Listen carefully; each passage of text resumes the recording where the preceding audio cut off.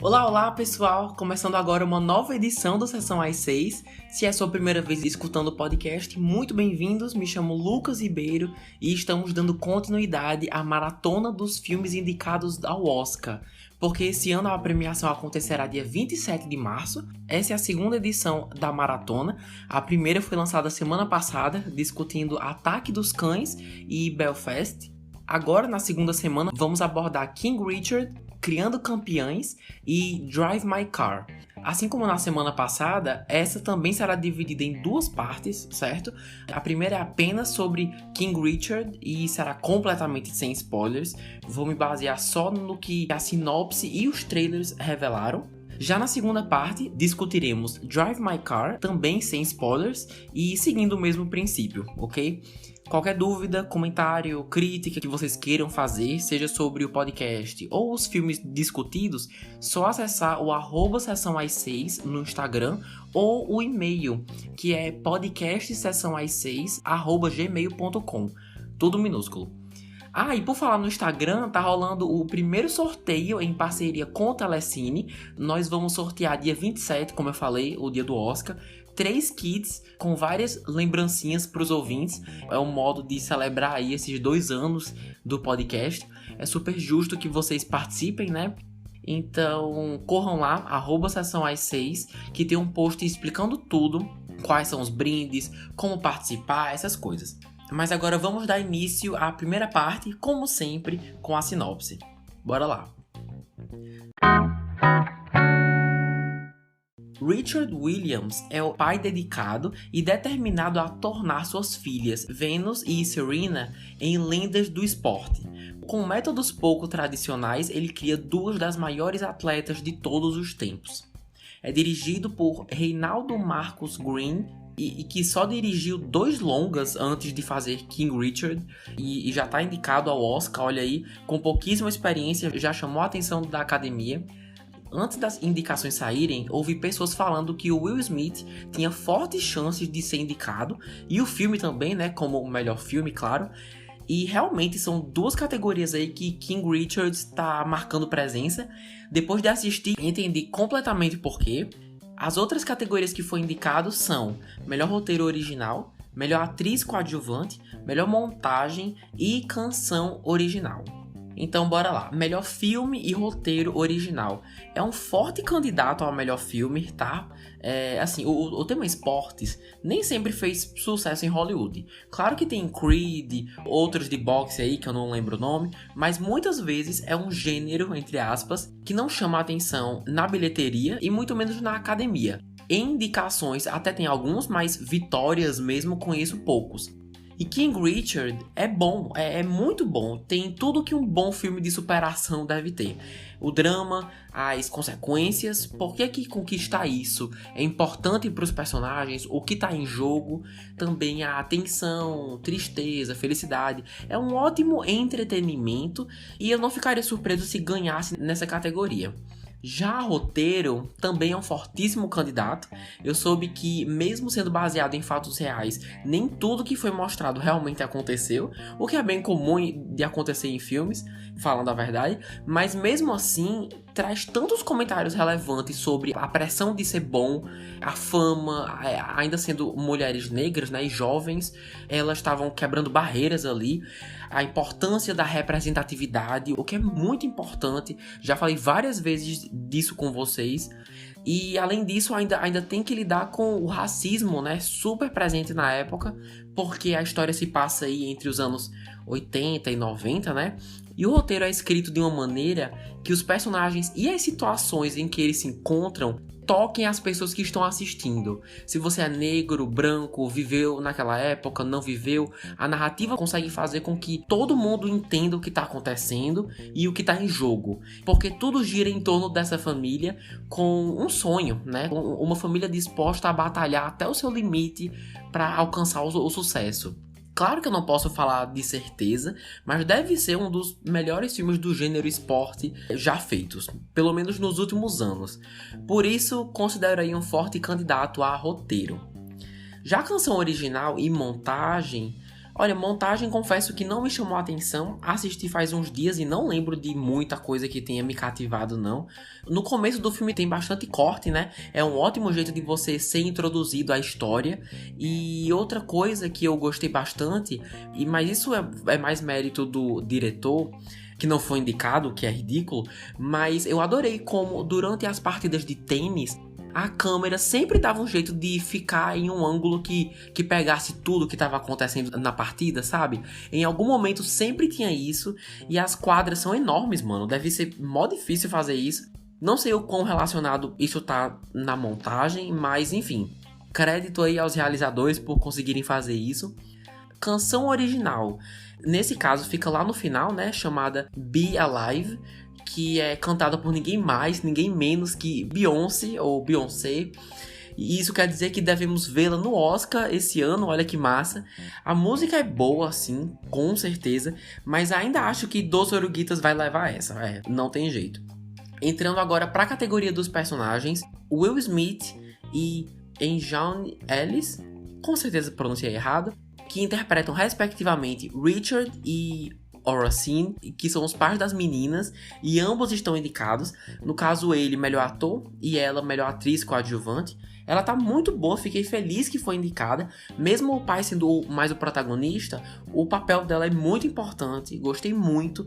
Mas confesso que dos dois, é o Will Smith que tem mais chance de levar. Na verdade, se ele vencesse, ia ser super justo. Em um mundo ideal, seria o Andrew Garfield por Tic Tic Boom, né? Mas o Will Smith tá excelente, mesmo sem conhecer o pai.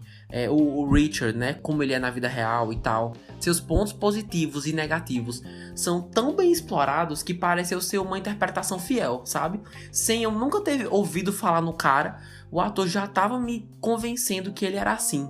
Não sei se essa é a melhor atuação da vida dele, porque, né, o homem já fez filme pra caramba, e eu nem vi todos, mas com certeza tá no seu top 5 melhores atuações, porque é um personagem muito complexo. É claro o amor que ele sente pelas filhas, mas ao mesmo tempo não tem experiência como empresário, né, como um representante na indústria dos esportes. Então, mesmo que seja cheio de boas intenções, nem sempre faz o que é certo pro futuro das filhas. É muito interessante ouvi-lo falar da sua criação, do seu passado, suas crenças. Tem uma cena, eu não vou dar o contexto, mas só digo que tem a ver com a Cinderela, que eu achei o máximo. Eu com certeza vou fazer o que ele fez com os meus futuros filhos. E assim, resumindo, é um personagem com várias camadas. O roteiro dá o tempo necessário para abordar cada uma delas, e o ator consegue acompanhar, sabe? Will Smith é uma estrela do cinema. Até a postura, o sotaque, o cara fez nota 10, assim. Mesmo o Richard me dando bastante raiva às vezes, a gente vê que é uma pessoa boa, é muito bem escrito, sabe? Provavelmente vai levar uma estatueta sim. Olha, de acordo com a Wikipedia, King Richard custou por volta de 50 milhões de dólares, e nos cinemas do mundo todo em que esteve em cartaz em 2021, incluindo no Brasil, arrecadou mais de 22 milhões de dólares. Vale lembrar que já está disponível no HBO Max, onde também já deve ter arrecadado uma grana. Esqueci de falar que o Will Smith também teve participação atrás das câmeras como produtor. Não sei se esse é o seu primeiro filme como produtor, mas enfim. E as irmãs Serena e Venus também, mas elas no caso como produtoras executivas, olha que legal. Então assim, no geral, King Richard não está indicado ao Oscar 2021 à toa. Tem excelentes atuações, bastante história e assim, entretém. Isso é muito importante, seja pela jornada que as meninas estão tomando, como também suas partidas de tênis. Mano, a última em especial foi incrível. Meu coração só faltou sair pela boca. Toda hora ficava tenso. E um bônus também é que, como eu não sabia nada sobre elas e suas histórias, não dá pra saber o que vai acontecer. Então não saber o que realmente aconteceu me deixa ainda mais engajado, sabe? E isso me deixou mais imerso na experiência. Mas assim, em geral, é isso. Se você curte o Oscar, ou Will Smith, ou filmes sobre esportes, só senta e relaxa que você vai curtir com certeza. Ou só se quiser conferir um bom filme também, né? Então fica aí a dica. Mas assim chegamos ao fim da primeira parte desse episódio e a seguir vamos dar continuidade com o longa Drive My Car, com 4 indicações. Para quem vai parar por aqui, qualquer sugestão que você tiver, dúvida, crítica, recomendação, só comentar lá no @sessãoas6, que fica mais fácil de trocar uma ideia com vocês, beleza? Então bora começar a segunda parte sem spoilers. Bom, Drive My Car conta a história de um ator. Sim, pessoal, rapidinho. Vão haver vários nomes ao longo dessa análise que eu não vou saber pronunciar direito, certo? Normal. Então, leve isso em consideração, porque eu vou tentar o máximo aqui, tá bom? Mas assim, Drive My Car conta a história do ator Yusuke Kafuku, que é convidado a encenar a peça O Tio Vanya em um festival de teatro em Hiroshima. No carro em que se desloca, conduzido pela discreta jovem Misaki, Kafuku se confronta com o passado e o mistério sobre sua mulher, Otto, que morreu subitamente levando um segredo com ela. Bom, é dirigido e coescrito por Ryusuke Hamaguchi, conhecido por alguns filmes, entre eles o de 2015, chamado Happy Hour, que foi o primeiro dele a ganhar reconhecimento internacionalmente. Galera, é o seguinte, começo falando que eu não sabia absolutamente nada sobre esse filme. Com King Richard, eu já sabia o que esperar. Eu já tinha visto trailer, pôster e tudo mais. Mas agora, Drive My Car, eu não sabia absolutamente nada. E eu achei até legal assim. Aqui não vai ser tão difícil de ir direto ao ponto, beleza? Na verdade, de todos os filmes indicados, comentados, esse vai ser o mais objetivo até agora. Olha, não me atraiu muito por alguns motivos que eu vou dizer daqui a pouco, mas basicamente as duas principais funções de um Oscar, aqui eu não encontrei o suficiente, que são entreter e possuir mensagens fortes que apelem para a academia. Não assisti todos os filmes da categoria estrangeira, mas acredito que devam haver sim filmes mais fortes do que esse. Só sei que de todos os filmes analisados e indicados até agora, esse foi o que mais me pareceu, como é que eu posso dizer, um dever de casa, sabe? Ter que assistir, não porque me agrada, mas simplesmente porque é um indicado ao Oscar e eu tenho que trazer para o podcast. Então assim, não foi muito divertido. E para esclarecer melhor, seguimos agora com as indicações. Drive My Car marca presença em 4 categorias. São elas: melhor filme estrangeiro, melhor roteiro adaptado e melhor diretor. Bom, melhor filme e melhor filme estrangeiro. Olha, eu não tenho a menor ideia do porquê foi indicado a melhor filme. Seria um concorrente que eu definitivamente tiraria para diminuir a quantidade de indicados nessa mesma categoria. Na minha opinião, não tem chance alguma. Há outros filmes bem mais fortes, mas já filme estrangeiro, esse é o primeiro que eu assisto, então não tenho como comparar, mas acredito ser a única categoria que vai ganhar, por causa da sua popularidade, puramente por causa disso. Filmes estrangeiros que conseguem se destacar em outras categorias além da sua, né, a padrão, normalmente são as que vencem a de melhor filme estrangeiro. Se não me engano, o último filme que alcançou essa marca foi Parasita, vencendo não apenas estrangeiro, mas diretor, roteiro original e até melhor filme. Então, a tendência é isso se repetir aqui. Por isso que, sem ter conferido os outros indicados, suspeito que vai ganhar nessa categoria. Agora, roteiro adaptado e diretor. Melhor diretor pra mim é a mesma coisa que melhor filme. Os concorrentes são tão fortes que não vejo como pode ganhar. Ainda mais porque eu não percebi nada muito grandioso na forma como foi dirigido, como o diretor decidiu contar a história. E roteiro adaptado, olha, pra quem não sabe, Drive My Car é a adaptação de um conto do autor Haruki Murakami, chamado Os Homens Sem Mulheres. Eu até consigo ver alguns aspectos que chamariam a atenção da academia aqui, como, por exemplo, a exploração do luto, o modo como o amor dentro de um relacionamento em especial é retratado, e também, claro, a arte. Grande parte da história se passa na realização de uma peça, e mesmo não sendo diretamente uma homenagem a Hollywood, ainda assim é uma produção voltada para a arte, para a performance, sabe? Para os bastidores de uma produção. Então não duvido que isso tenha influenciado também. Mas apesar disso, não acho que nenhum desses fatores é executado de forma tão impactante que mereça ser indicado a melhor roteiro. Claro que a adaptação pode ter sido excelente, não li o conto, claro, mas me baseio apenas no filme que assisti e não achei o suficiente para marcar presença aqui, sinceramente. E o que também me faz pensar assim é que as maiores questões que eu tive com o Drive My Car foi justamente com o roteiro. Primeiro de tudo, gente, como é longo. Que filme longo do caramba. Tem 3 horas de duração, basicamente, mas nem só por isso eu julgaria como um problema, sabe? King Richard teve 2 horas e 20, se eu não me engano, que não é tão distante de 3 horas, e mesmo assim, mesmo você sentindo que o tempo tá passando, você sente que tem bastante história.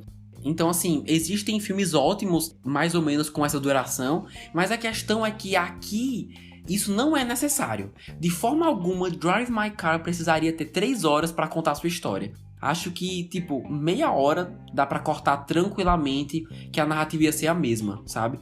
Então, isso foi chato e tá diretamente relacionado com o que eu falei sobre não entreter.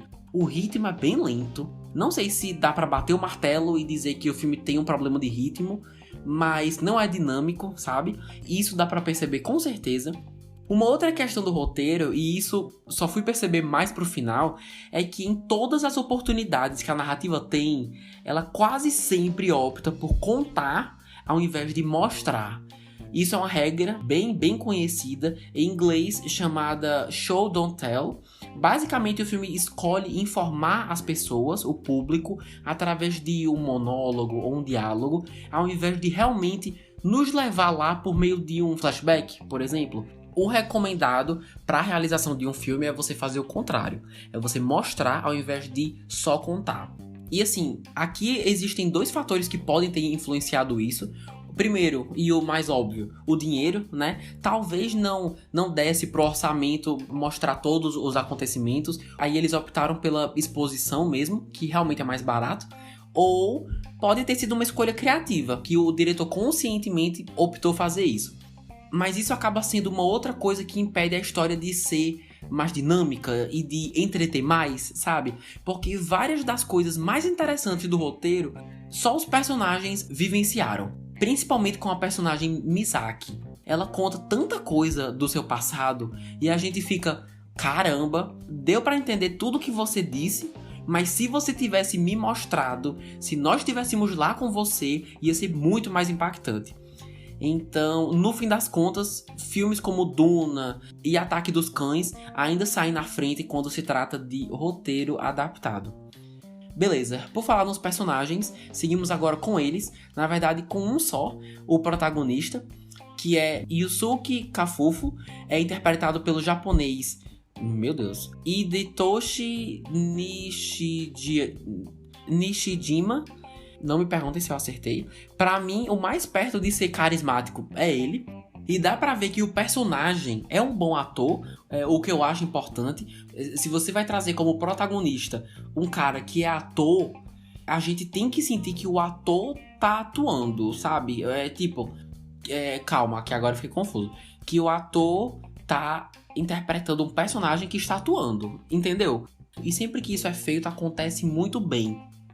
E assim, algumas coisas acontecem com ele, claro, né? Porque ele é o protagonista. E suas reações, por não serem exatamente o que nós faríamos na realidade, acaba ficando meio difícil de entender sua mentalidade, sabe? De compreender, por exemplo, por que ele fez uma certa coisa, ou então, por que ele não fez outra coisa. Ou seja, qual é o seu plano? Como nós não estamos na cabeça dele, fica difícil. Assim, às vezes sua mente acaba sendo uma incógnita, mas eventualmente, mais cedo ou mais tarde, felizmente, o público acaba entendendo mais o seu pensamento, sabe? E suas motivações. Então, assim, não foi um personagem que, nossa, super impressionante. Mas, ao meu ver, foi o melhor ator, então é o suficiente. Galera, eu juro que eu procurei, mas não achei o orçamento do filme. Vocês acreditam? Então eu vou ficar devendo, mas de acordo com o site The Numbers e Popline, arrecadou até o momento mais de 4,5 milhões de dólares mundialmente. No Brasil, a previsão é que chegue nos cinemas dia 17 desse mês, março, mas para quem quiser esperar chegar em algum serviço de streaming, por exemplo, dia 1º de abril vai entrar no catálogo do serviço Mubi, certo? Então, a quem interessar, fica aí a dica. Olha, Drive My Car é um filme com boas intenções, mensagens interessantes, mas que no fim das contas é muito longo, desnecessariamente. Ele fala mais do que mostra e não tem coração. Alguns momentos tem, tipo, alguns diálogos tem emoção, mas a história em si, a experiência de ver o filme não tem coração. Ainda mais quando você compara com filmes como King Richard, por exemplo, que a gente falou agora há pouco, que é cheio do calor que a família traz e tem uma história muito... que mexe mais com o sentimento. Mas e aí? Vocês pretendem ver esse filme ou vão priorizar outros? Se priorizar, eu não vou julgar, tá? Eu, por acaso, esqueci de comentar alguma coisa, de trazer algum ponto interessante que acabei deixando passar despercebido. O que estão achando da maratona do Oscar até agora? Vai lá no @sessãoas6 no Instagram ou no e-mail podcastsessãoas6@gmail.com compartilhar sua opinião. E não se esqueçam do sorteio no Instagram, viu? Vai rolar até o dia 27. Não percam, porque foi feito para vocês. E dito isso, encerramos mais uma dupla análise dos indicados desse ano. A próxima semana vai ser a terceira da maratona, né? Onde vou trazer o Beco do Pesadelo e apresentando os Ricardos. Se você escutou até aqui, muito, muito obrigado. Manda esse podcast ou algum outro que tenha te chamado a atenção para um amigo, um parente, qualquer conhecido que nos ajuda demais, beleza? Vou ficando por aqui. Um beijo enorme. Obrigado por ter escutado mais uma vez e até a semana que vem.